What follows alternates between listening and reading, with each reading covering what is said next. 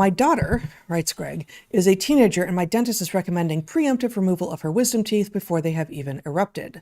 As parents and evolutionary biologists, what is your current assessment of the prevailing advice to preemptively pull wisdom teeth out of otherwise healthy young adults? Don't do it. Wait. I was going to say more than that, but Okay. go ahead. No. Go ahead. Well, go. I have a lot to say about this, but you go for it. Nope.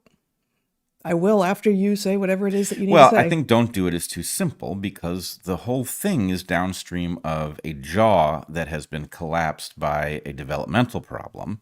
And so the question is, I don't know if there are good dentists out there who understand that jaw is too small for those teeth and they will cause a problem. The idea that wisdom teeth have suddenly or have somehow become a problem for genetic reasons is insane, but it's not impossible that looking, I mean, you see the teeth, of course, in the jaw ready to erupt, and it is possible that some people's wisdom teeth have nowhere to go. Yes. It is now as Greg writes, the prevailing advice to preemptively pull wisdom teeth out of otherwise healthy young adults. That's literally the phrase here, and this is certainly what I have seen, which suggests that there has been no individual assessment. Are there people whom, for presumably other developmental reasons, have jaws that cannot accommodate the teeth that have not yet erupted, but might, should other things happen later in life? Are there situations which in turn are caused by the hypernovelty of our situation that would warrant pulling these teeth preemptively? Yes. However, that is, I think, by far the very rare situation. And I will say, anecdotally, that I had wisdom teeth that were that had not erupted, and they're, once you're an adult, they're called impacted, I believe, even though there's nothing inherently wrong about them. And I was also in the situation of going to very far-flung places with no access to anything, including, the ability to signal to anyone that I might need some sort of emergency dental services, much less get any such emergency dental services. And so I started asking in the 90s, when I was already an adult, my dentist, and I found this awesome dentist in Ann Arbor when we lived there. And I kept asking him, look, given that I'm about to go again for like 5 months, living, in a tent, in the middle of nowhere, should I have these removed? Because what could happen if they start moving while I'm far away from any ability to get services? And he said, they're not going anywhere. He said, don't do it. Why would you invite surgery when now, and he was, though, specifically assessing me and my face. You were already erupted wisdom teeth, No. right? These were not yet to descend. These were yet to descend teeth. Right. Okay. Yes. I mean, the same But it's situation, individual. the same Well, situation. And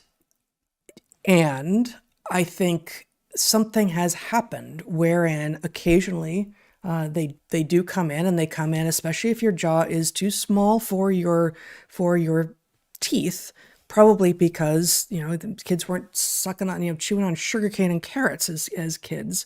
They were only given soft food, and so this all the Mike Mew stuff is sort of upstream, like it's all relevant here. But if there are cases for sure where people's wisdom teeth start coming in and it causes a problem. And in fact, I had one such thing much later, and had one of mine pulled. But as the dentist who I very much trusted in Ann Arbor in the 90s said, it's not going to happen rapidly. Like you will have time. You will have, and I was like, well, if I'm there, it could be months before I get access to dental help. And he's like, you have that much time.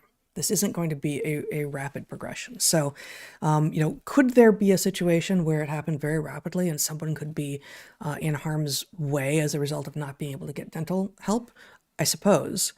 But it seems to me that, yes, individual situation vary, but I was in about the most risky situation possible, and I got the advice, don't mess. Don't go in and preemptively surgically remove things that aren't causing you any trouble. And then, we have also since talked about, what might they be doing there? Yeah. And, we do not, unlike, say, sharks, have what's the word for like conveyor belt teeth, Yep. we think. But maybe if you lose a tooth as an adult, what those teeth back there are doing, given that we now understand that our teeth are not actually rooted in the jaw, but they are attached via a bunch of sort of soft tissue, tendons and ligaments and such, that maybe that pressure there helps move the teeth forward after you've lost a tooth, and effectively keeps you from having a hole in your mouth. Now, I don't think that I that was my hypothesis years ago. I think the Mike Muse stuff now rules it out. In fact, I talked to Mike about this very question. Why would that be ruled out? It seems to me consistent with. Well, the problem is that they don't behave this way. And so do we in modern times, do we ever allow ourselves to see if they would? Yeah, it happens. The circumstances that would reveal the pattern are present regularly enough that we would know.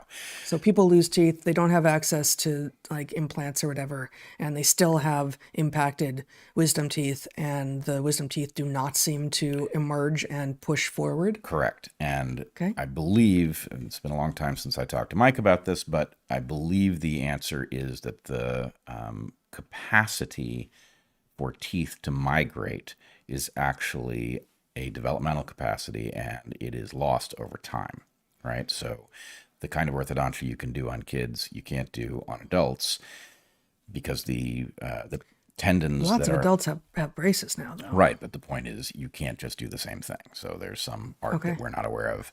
But I would like to know if I jumped the gun on you there or not. Can I hear the question again, so that I know whether I missed? My daughter is a teenager, and my dentist is recommending preemptive removal of her wisdom teeth before they have even erupted.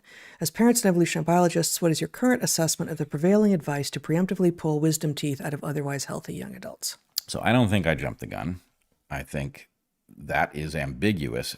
I took it to mean that a dentist had looked at this particular jaw and said, in this case, you should remove them. If the advice is to remove all wisdom teeth, that's obviously bonkers.